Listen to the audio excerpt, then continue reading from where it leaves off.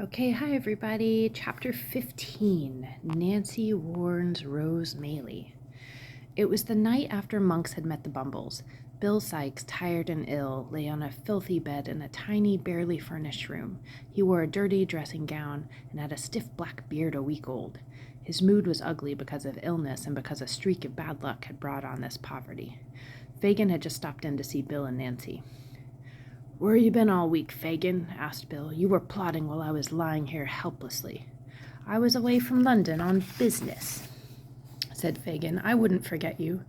"Well, I need some money. If it hadn't been for Nancy, I would have died." "I'll send some money around with the Artful Dodger," said Fagin. "No, you won't. He might just forget to come or find some excuse to spend it. No, I'll send Nancy home with you to fetch it." While the girl was at Fagin's house waiting for him to count out some money for Bill, Monks arrived. The two men climbed upstairs to another room, but Nancy followed them and listened in at the door. By the time the two men came down, she was putting on her shawl and bonnet, preparing to leave. She dared not look at Fagin as he dropped the coins into her hand. She was too frightened at what she had heard upstairs. Wonder what she heard. Nancy was weak and pale by the time she reached Sykes's room with the money. She tried to hide her upset from Sykes, who was only interested in the money, but the housebreaker began to question her. "You look as pale as a corpse. What's the matter?" "Nothing," she replied, and tried to force lightness into her voice. Later that night, Nancy dropped some sleeping powder into Sykes's drink. As soon as he dozed off, she put on her bonnet and shawl and left the house. "I pray I'm not too late," she murmured as she walked into a fancy hotel in the West End of London. "I would like to see Miss Maylie," she told the doorman breathlessly. He looked at her outfit and pushed her towards the door. "Please, I must see her," Nancy cried. "Well, whom should I say is calling?" "Well, it's no use giving a name." "And what business are you on?"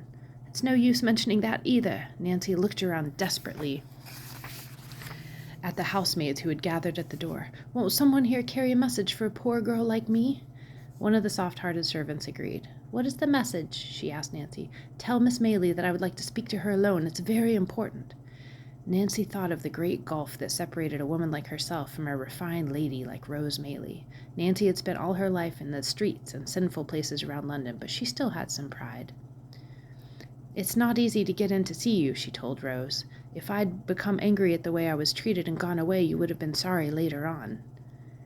"I'm sorry if someone treated you harshly," Rose replied. "Now please tell me why you wish to see me." Her sweet face and gentle voice surprised Nancy, and the girl burst into tears. "I am about to put my life and the lives of others in your hands," Nancy sobbed.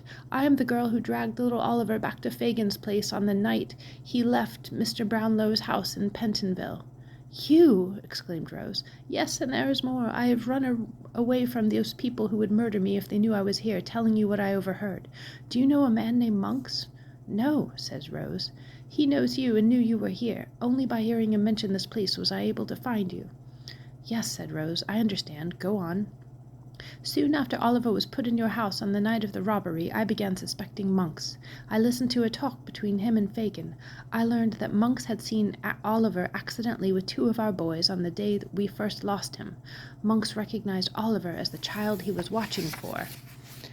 But I don't know why he was watching for him. He made a deal with Fagin that if Oliver were returned, he would give Fagin a large sum of money. Fagin was to get an even larger sum if he made Oliver into a thief." "A thief? For what purpose?" asked Rose. "Monks saw my shadow on the wall as I tried to hear about that, so I had to run away. Then I didn't see Monks again until last night." "Well, what happened then?"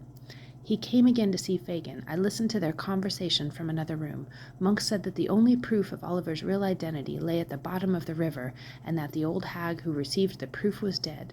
Then Monks laughed and said he had Oliver's money safely for himself now, but that it would have been fun to make the boy a thief and have him jailed. It seems Monks wants to get everything from his father's will, and with Oliver out of the way he could. He said Fagin could arrange for the boy to be jailed and hung after the old thief had made a profit out of him."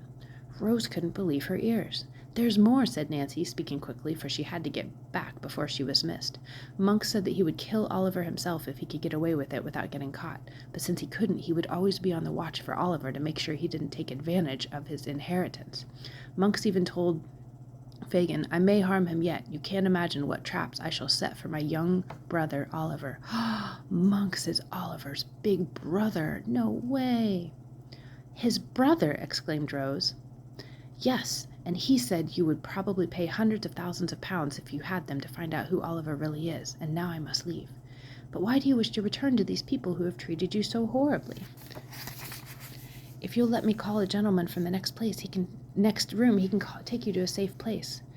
Thank you, dear lady, but I must go back. There's one man among the bunch who is even more desperate than the rest. If the others found out I had told you about all of this, they would surely kill him. I can't forsake him, even to be saved from the dreadful life I lead. But what good will this information be when you are gone? How can Oliver be helped? You must have some wise friend who will keep your secret and advise you what to do, Nancy replied. At least tell me where I can find you if I need to, begged Rose. Will you promise that you will come alone and not tell anyone else where you are going and not allow anyone to watch or follow you? I promise, said Rose. Very well, then. Every Sunday night from 11 to midnight I will walk on the London Bridge if I am alive. Please, then, take some money, said Rose, so you can live in an honest woman. I won't take a penny, said Nancy, but God bless you, sweet lady. Nancy hurried off quickly into the night, and Rose sank into a chair to collect her thoughts. Ooh, so Monks is Oliver's big brother, and he wants to have Oliver killed for money. Interesting. Ooh, it's getting better. Love you.